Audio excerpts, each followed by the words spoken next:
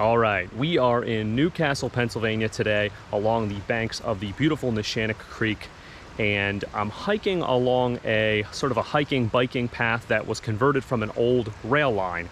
That railroad's main purpose was to carry coal through the area.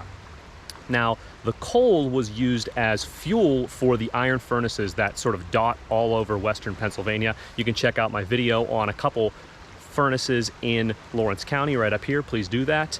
But that coal needed to be converted to coke first. So what I'm here to find is some coke ovens. The coke ovens would purify the coal in order to be used as a fuel source in the furnace. So let's get up on this rail trail, see if we can find them.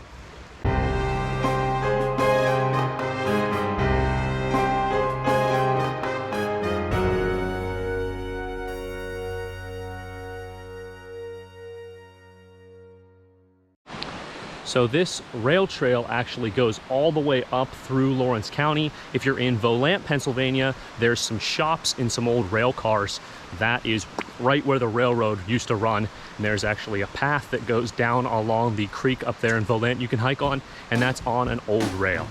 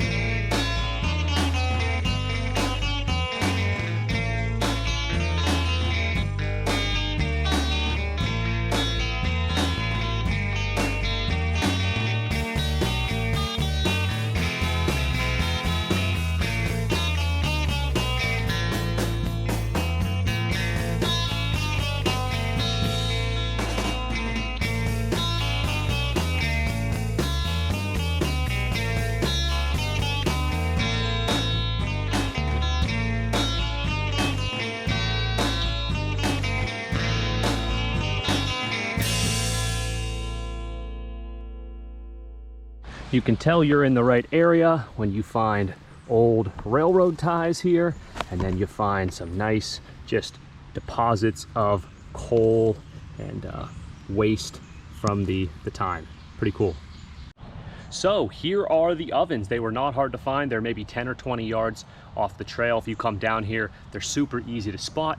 So these ovens were essential for keeping the iron furnaces running. The iron furnaces used the coke as a fuel. The carbon monoxide produced by the coke reduced the iron ore into pig iron. So these needed to be running and running and running and running, loading up on the rail cars and sent to those iron furnaces to keep them going.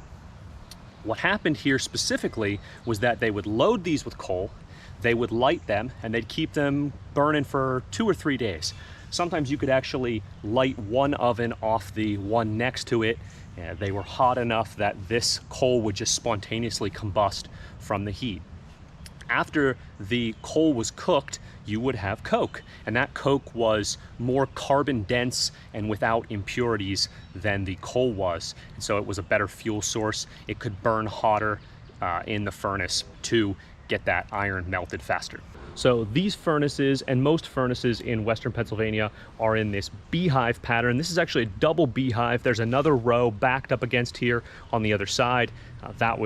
So they were close and they could easily be loaded and unloaded all in one area. As you can imagine, this area was thriving in the late 1800s, early 1900s. This stuff eventually died down due to concerns for the environment. These coke ovens were extremely harmful to the environment. They produced soot and noxious gases that were polluting the area. Eventually they came up with better and more efficient ways of using the coal, and these furnaces got put out of use. They were used, I heard, as hobo shelters in the decades following, and now the area has grown up around them. They're kind of a little hidden gem, a little unknown place in Lawrence County. Thank you for coming with me today. Keep following, keep subscribing, and we'll see where's next.